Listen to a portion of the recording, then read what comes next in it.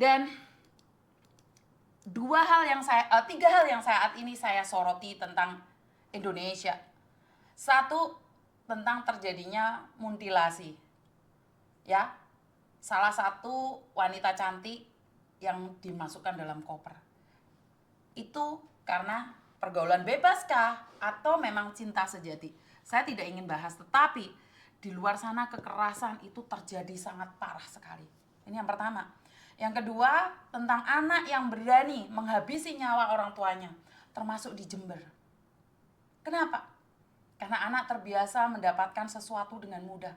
Saat orang tuanya tidak bisa memberikan, maka dia tidak bisa berpikir jernih lagi. Seorang anak sudah tidak tahu yang mana harus dilakukan dan yang mana tidak boleh dilakukan. Anak sudah tidak tahu yang mana antara kasih sayang seorang ayah ibu dengan seorang kawan. Dan yang ketiga, salah satu kasus artis terkenal yaitu prok prok prok, itu apa sih namanya, prok prok prok ini apa gitu ya, itu salah satu laki-laki yang suka menikah di mana-mana, istrinya di mana-mana. Lihatlah, saat sakit nggak ada yang peduli.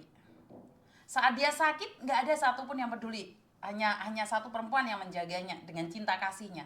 Saya tidak mendukung siapapun karena saya duduk permasalahan yang asli saya tidak tahu. Tetapi saat sudah viral dan punya uang, para istri berebut untuk menjaganya. Artinya adalah, ingat-ingat kata-kata saya, saat kamu tua, kamu harus punya uang. Biar kamu itu menjadi rebutan anak-anakmu untuk menjagamu. Ingat saya ngomong, kamu akan sangat berharga saat kamu tua, terus kamu memiliki uang banyak. Jadi kamu akan menjadi rebutan semua anak-anakmu. Gak akan lempar sana, lempar sini, lempar sana, lempar sini. Tetapi saat kamu punya uang di masa tuamu, anakmu akan merebutmu. Kamu akan jadi rebutan anak pertama, kedua, ketiga, keempat, atau kelima. Tetapi saat kamu tidak memiliki apapun, jangankan diperebutkan, numpang lewat aja katanya nyumpek-nyumpek ya. Karena itu kalau kalian saat ini merantau, ingat, simpan uangmu dengan baik. Ini fakta. Simpan uangmu dengan baik. Uang bukan segalanya, tapi pada faktanya uang bisa membuat segalanya. Dan satu hal, pemulangan jenazah almarhum Mirna sejak tanggal 10 sampai hari ini terkendala hanya karena apa? Uang. Uang berbicara di atas segalanya. Jika saat itu kalian tidak memberikan uang takziah sebesar 17 juta, hari ini almarhum Mirna tidak akan pernah bisa terbang, bahkan pulang ke rumahnya walaupun tinggal nama. Jadi Mirna tidak akan pernah pulang ke kampung halaman walaupun tinggal nama. Kenapa? Uang. Karena suaminya sudah tidak bisa melakukan apapun. Jangankan untuk pemulangan jenazah almarhum, untuk makan aja susah. Sudah pasrah. Harapan terakhir dia adalah pada kalian, bukan pada saya, pada kalian yang mau menyumbang. Jadi selama 1,5 jam uang itu terkumpul begitu dahsyatnya. Saya terpesona, terkesima, saya sendiri tidak percaya. Kalian bisa selalu cek bank saya, bahkan kalian bisa minta pembukuan saya nggak ada masalah, Mbak. Karena bagi saya adalah uang donasi itu harus terbuka.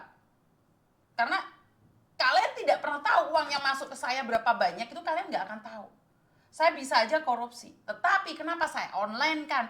Saya kirim sisa uangnya itu ke suaminya, saya sharekan ke kalian, karena saya ingin keterbukaan. Akhir-akhir ini, orang yang jujur, orang yang belajar baik, itu dihabisi. Mereka akan mengatakan ini adalah orang pembuka aib atau apapun namanya. Jadi saya sangat berterima kasih sekali ya, karena tanpa kalian, solidaritas dari kalian, rasa empati dari kalian, almarhum jenazah Mirna tidak akan pernah bisa kembali, walaupun hanya tersisa nama saja.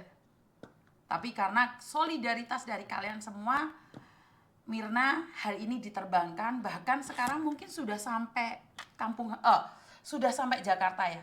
Karena jam 10 sudah mendarat, dan semoga keluarganya keluarganya bisa bisa bisa melakukan yang terbaik untuk pemakamannya. Jadi saya, sampean, kita hanya bisa berdoa. Kapan giliran kita? Mati itu pasti. Mati itu pasti. Tetapi kita nggak baris saja. Kita cuma antri. Bahwa pergi menghadap Tuhan itu tidak ada tanda-tandanya. Tanda-tandanya kalau udah tua pasti mati. Emang jaminan yang muda nggak mati? Emang yang kecil tidak punya penyakit? Walaupun tidak pernah melakukan dosa, ada yang lahir dengan sakitnya. Jadi buat teman-teman, saya harap dalam keadaan apapun jangan pernah menghakimi. Kita sama-sama pendosa, cuman cara kita yang berbeda. Hanya kamu yang tahu dan Tuhan yang tahu apa yang kamu lakukan. Jadi ya semangat aja buat teman-teman yang saat ini sedang menyambut Imlek. Semoga selalu berbahagia dengan apa yang terjadi, baik itu menyenangkan ataupun tidak menyenangkan. Dan salah satu orang mengatakan bahwa ngerayain Imlek kayak orang Cina aja, kamu cuman pembantu, sok ngerayain Imlek. Mbak, kalau di luar negeri itu nggak gitu konsepnya. Saya nggak tahu kamu adalah follower baru saya atau memang mampir meninggalkan komen aja. Dipanggil Cece, dikomenin. Kenapa? Wong TKW kok dipanggil Cece? Wong Indonesia kok dipanggil Miss? Nah ini loh, orang kalau kacamatanya kacamata kuda yang dipakai, mereka itu nggak tahu bahwa nama Miss itu hanya bukan gila hormat ya, karena di PT kalian pasti just diajarin bagaimana memanggil Madam, Miss, Dadai. Itu sebuah adat istiadat di mana biar terbiasa dengan majikannya. Tapi karena kita dulu adalah mantannya agent, kita dipanggil Miss. Wajar. Terus kalian sekarang posisi ada di Cina, di daratan Cina. Terus kamu yang nggak pernah merantau dan kamu tidak pernah dipanggil Cece sama majikannya, ya jangan marah dong. Iya bener gak sih? Kok kamu yang marah? Saat kamu direndahkan oleh majikanmu, ya kamu nggak boleh dong merendahkan teman-temanmu yang dipanggil Cece sama majikannya. Kalau teman-teman lain diajeni sama majikannya, kenapa kamu nggak diajeni sama majikannya? Kenapa majikanmu nggak mau manggil kamu Cece? Dipanggilnya Kungyan.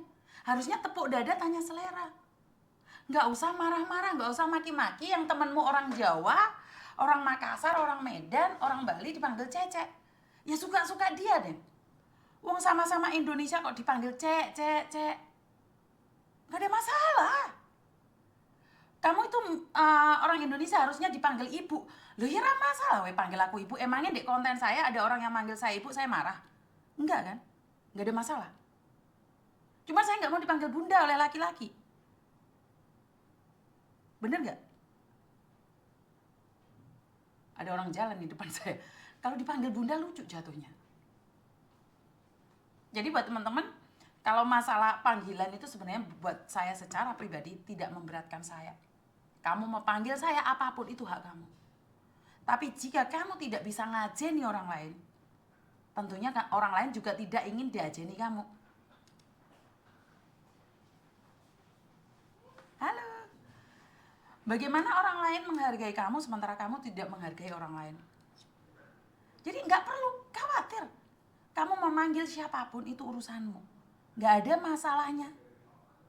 Benar nggak sih? Masalahnya di mana? Ngurusi omongannya wong yo bobrok atimu rek. Wong Jawa diceluk Cece jarene, kayak wong Cina ae. Suka-suka dia dong. Wong kamu pakai baju separuh aja nggak ada yang larang kok. Bener gak sih? Bener gak sih? Miss sudah di kantor, saya sudah ada di kantor mbak. Jadi buat teman-teman yang libur ataupun yang seperti apa bagaimana nggak ada tempat main, silahkan datang ke kantor saya karena kita nggak tutup. Karena saya bilang sama anak saya, kalau Lebaran Cina tutup itu kita percaya bahwa hari apa baru buka lagi di hari baiknya.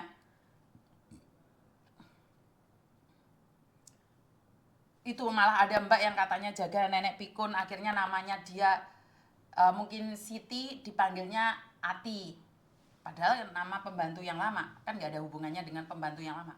Tapi pada kenyataannya celuk sak jenenge sak karepe penak ae. Dari nenek sampai cucu semuanya panggil aku Cece. Lah ya. Masalahnya di mana? Bener gak sih? Hadir Miss, tetap semangat, selalu diberi kesehatan, amin. Terima kasih doanya ya, doa yang baik akan kembali pada yang punya. Pokoknya I love you full. Jadi nggak bisa ngomong apa-apa ya, karena di sini kita semua adalah sama, kita bekerja di luar negeri dan kita berharap kita bisa bermanfaat buat keluarga kita. Dan akhir-akhir ini banyak sekali berita duka yang tentunya menguras emosi kita. Kita sebagai pejuang keluarga keluar ke negeri dengan semangat 45, tetapi pulang tinggal nama. Itu pun kalau jasad kita bisa dipulangkan. Ini bagi anak-anak kaburan, anak OS. Saya nggak bisa ngomong apa-apa ya. Cari uang secukupnya, sudah cukup secepatnya pulang, karena kalian tidak punya jaminan apa-apa saat ada di negara orang. Ya, memang dalam undang-undang setiap warga negara Indonesia harus dilindungi, tapi pada kenyataannya mayat nggak bisa pulang kalau kalian nggak punya uang. Halo? Halo, Halo, iya Mbak? ini Miss Yuni. Saya sendiri, ada apa?